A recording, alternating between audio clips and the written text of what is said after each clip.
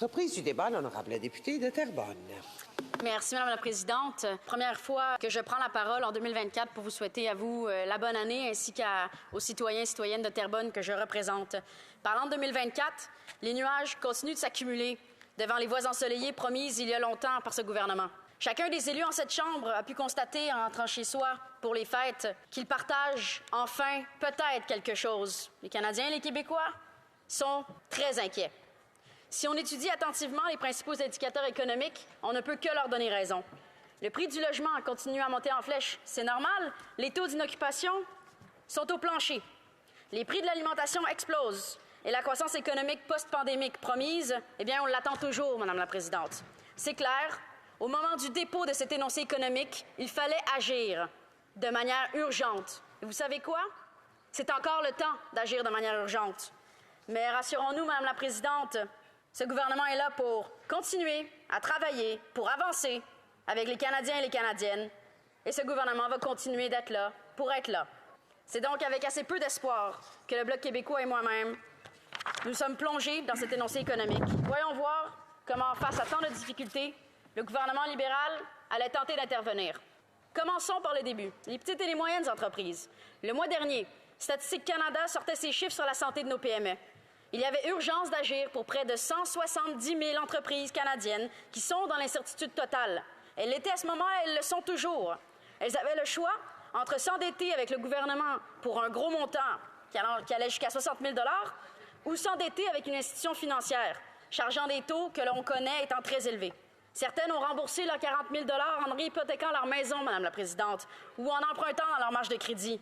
Vous imaginez la pression pour ces gens qui ont mis leur vie dans leur commerce? En faisant le calcul, ces 170 000 entreprises sont un peu moins de 13 % de toutes les entreprises canadiennes avec employés. C'est donc plus d'une entreprise sur 10 qui est présentement menacée par l'incertitude, n'ayant pas ou ne sachant pas s'ils auront les fonds nécessaires pour rembourser leurs prêts. Les entreprises, et surtout les PME, ne sont pas uniquement le socle de notre économie, mais également une composante essentielle du tissu social dans beaucoup de nos communautés. Or, dans l'énoncé économique, le gouvernement ne fait absolument rien pour aider nos PME et décide d'ignorer les demandes unanimes de l'Assemblée nationale du Québec, de tous les premiers ministres de toutes les provinces du Canada ainsi que le Québec, ainsi que les demandes de la Fédération canadienne pour l'entreprise indépendante, l'Association des restaurateurs du Québec. Tous ont demandé un report de la date limite du remboursement de le compte d'urgence. Et pourtant, le gouvernement les a ignorés. Nous demandions et demandons toujours la création d'un canal de communication direct avec les entreprises qui ont des difficultés ou des questionnements.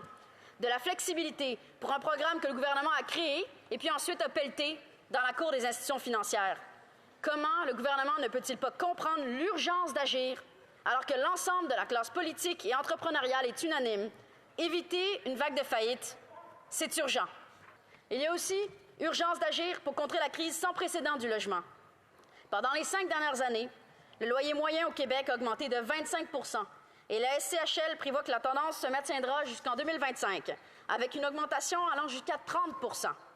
C'est donc de plus en plus de ménages qui consacrent une part de plus en plus importante de leurs revenus disponibles pour se loger, alors que le prix des autres biens essentiels augmente également.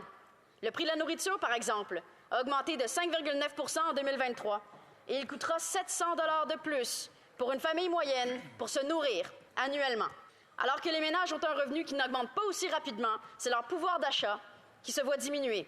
Chaque année, les Québécois et les Canadiens perdent progressivement des parts colossales de leurs revenus disponibles sur des dépenses essentielles comme le logement, c'est-à-dire en bon français, juste pour vivre. Il y a aussi d'urgence pour mettre en place un fonds d'urgence pour l'itinérance, pour régler cette crise sans précédent qui touche le Québec et le Canada en ce moment.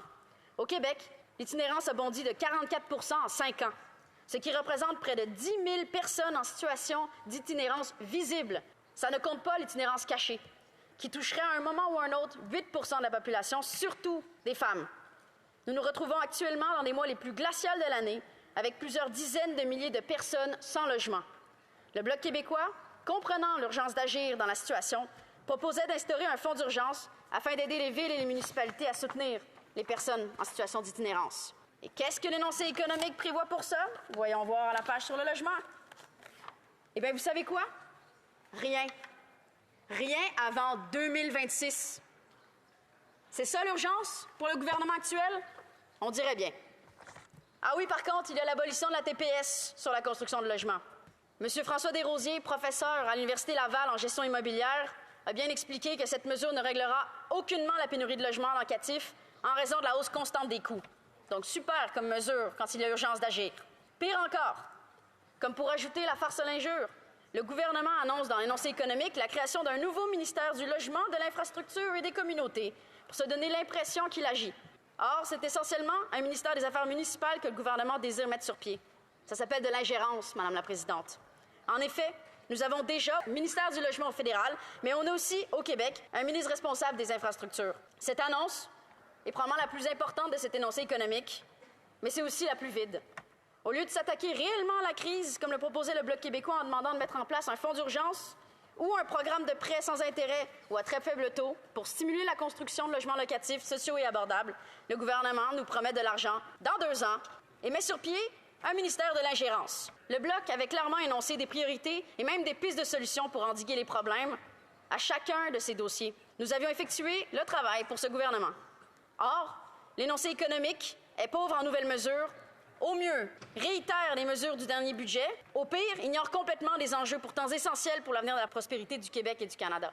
Un très bon exemple, Madame la Présidente, c'est que dans ce budget, pour le QEC, il y a un paragraphe. Ça résume l'annonce annoncée en septembre. C'était 18 jours supplémentaires pour rembourser un prêt de 40 000 $. 18 jours. Super. Il semble clair que le gouvernement ne comprenne pas le sens du mot « urgence ». Parce que quand il y a urgence, il faut agir. Mais non. Depuis 8 ans, ce gouvernement est une entrave à la prospérité du Québec. Et quand ils sont forcés de bouger, ils échouent systématiquement. Regardez la crise des passeports, la crise du logement, la lutte au changement climatique ou alors simplement l'eau courante dans les réserves. Ils n'aiment tellement pas agir qu'ils doivent engager des consultants pour faire le travail à leur place. Alors, Madame la Présidente, dans 2 mois, la vice-première ministre déposera un nouveau budget. J'espère qu'il sera meilleur que cet énoncé économique. J'espère qu'il sera meilleur pour le Québec. Mais de toute manière, ce ne sera qu'un énième rappel qu'il n'y aura jamais de meilleur budget pour les Québécoises et les Québécois que le budget d'un Québec souverain. Merci, Madame la Présidente. Bravo.